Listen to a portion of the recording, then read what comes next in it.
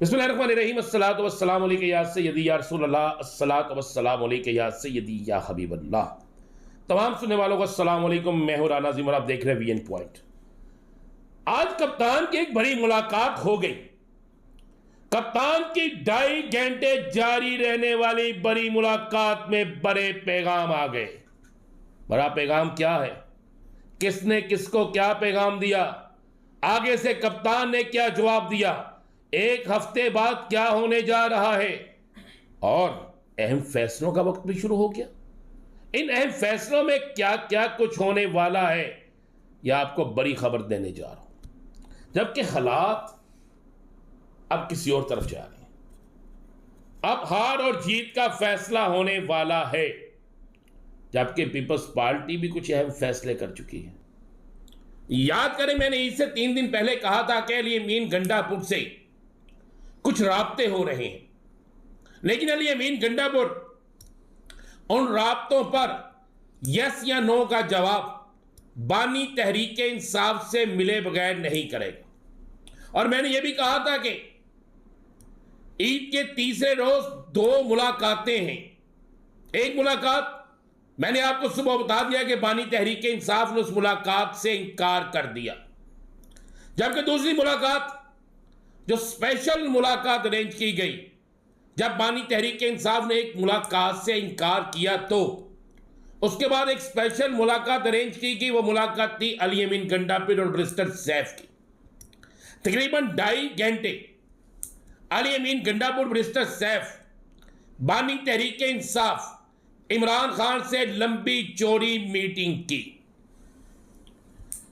अब रूटीन से देखा जाए तो मैं कुछ याद दिलाना चाहता हूं, ताकि फिर इस खबर को भी आपके सामने रखूंगा कि इस्लामाबाद हाई कोर्ट का हुक्म आता है, मुलाकात नहीं होती।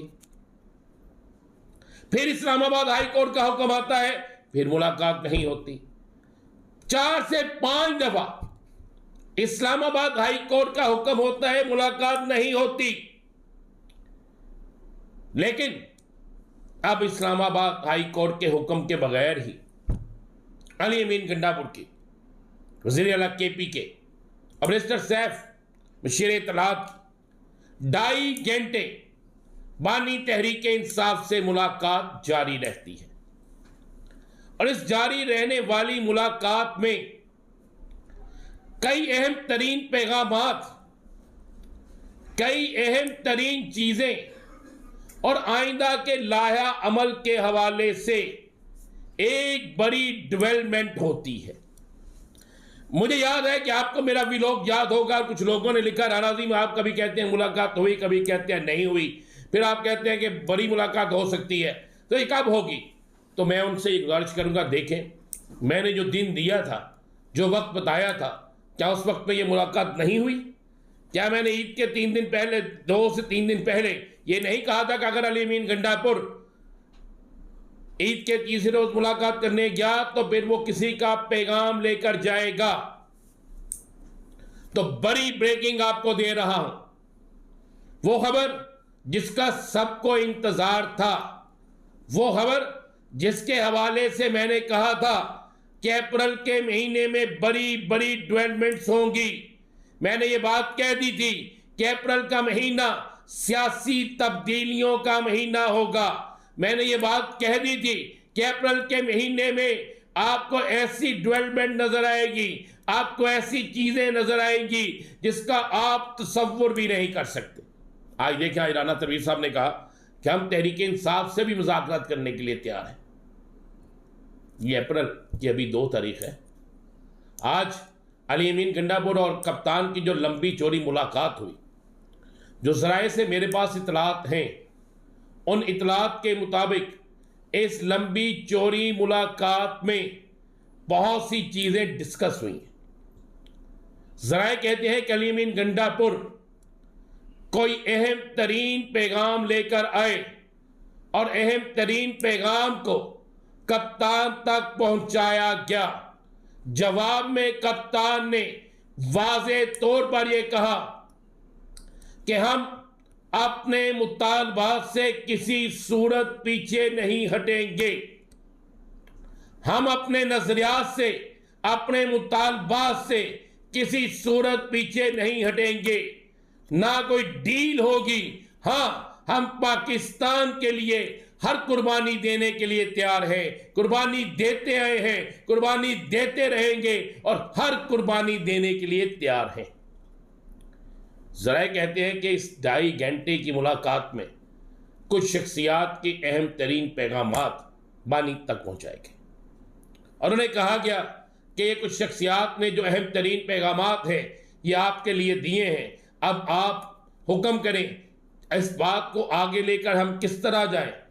जरा कहते हैं कि बानी तहरीक इंसाफ ने एक तो डील से इनकार कर दिया, वाज़ेह तौर पर इनकार कर दिया, और दूसरा उन्होंने कहा कि अगर बात को लेकर जाना है तो पहले हमारे मुतालबात पर अमल किया जाए, हमारे कारकुनों को रिहा किया जाए, जुल्म और जबर के दौर को खत्म किया जाए। अब इन तमाम चीजों के बाद कुछ पैगामात कप्तान की तरफ से गए हैं, कुछ पैगामात कप्तान को वसूल हुए हैं, और कप्तान की तरफ से जाने वाले पैगामात और कप्तान को वसूल होने वाले पैगामात, इसके बाद यह मुलाकात खत्म हुई है। जराए कहते हैं कि बड़ी डेवलपमेंट शुरू हो गई है, बल्कि अहम तरीन फैसले शुरू हो गए हैं, और इन अहम तरीन फैसलों का महीना भी अप्रैल था, अप्रैल है, और अप्रैल में ही ये फैसले होने हैं। और इन अहम तरीन फैसलों के बाद सियासत में एक बड़ी हलचल होने जा रही है। जरा इस बात का इंकशाफ कर रहे हैं कि सियासी हलचल में, इस सियासी तब्दीली में अब हर रोज एक नया मोड़ आएगा। कप्तान का जो पैगाम है जो अली अमीन गंडापुर को दिया गया है, इसके नतायज आने वाले हफ्ते में आना शुरू हो जाएंगे, क्योंकि अली अमीन गंडापुर हो सकता है कि 1-2 दिन इस्लामाबाद में रुके, या पेशावर से वापस इस्लामाबाद आ जाए, इस्लामाबाद में ही उनकी मुलाकात हो और उस मुलाकात में कुछ चीज़ें कप्तान की तरफ से जो दी गई हैं वो वाज़ेह तौर पर सामने रखी जाए।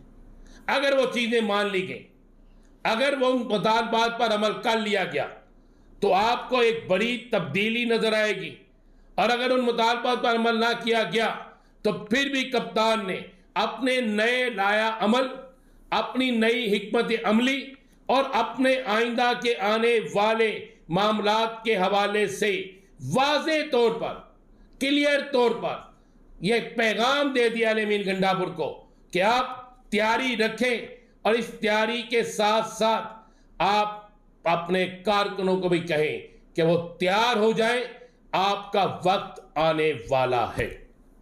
मैंने जिस तरह कहा कि अहम फैसले शुरू हो गए हैं, और अब इन अहम फैसलों पर आपको हर रोज़ कोई ना कोई चीज़ नजर आएगी। आसिफ अली जरदारी साहब को कोरोना हो गया जी, और अब आसिफ अली जरदारी साहब 4 अप्रैल के जलसे में शिरकत नहीं करेंगे। 4 अप्रैल को कुछ बड़ा होने जा रहा है, वो मैं आपको अगले व्लॉग में बड़ी तफसील के साथ बताऊंगा। तो दुआ है कि जरदारी साहब सेहतयाब हो जाएं। हालात तब्दील होने जा रहे हैं, ये भी वक्त से पहले मैं आपको बता दूँ। हालात इतनी तेज़ी से तब्दील होने जा रहे हैं कि आप तसव्वुर नहीं कर सकते। बहुत सी चीज़ें, बहुत से सियासी बुत टूटने जा रहे हैं, बहुत से हलकों में बहुत सी तब्दीलियां होने जा रही हैं, और हालात इतने तेज़ी से तब्दील होने जा रहे हैं कि आप सोच भी नहीं सकते। होगा क्या बताएंगे आपको अगले व्लॉग में, इंतज़ार कीजिएगा। अल्लाह हाफ़िज़।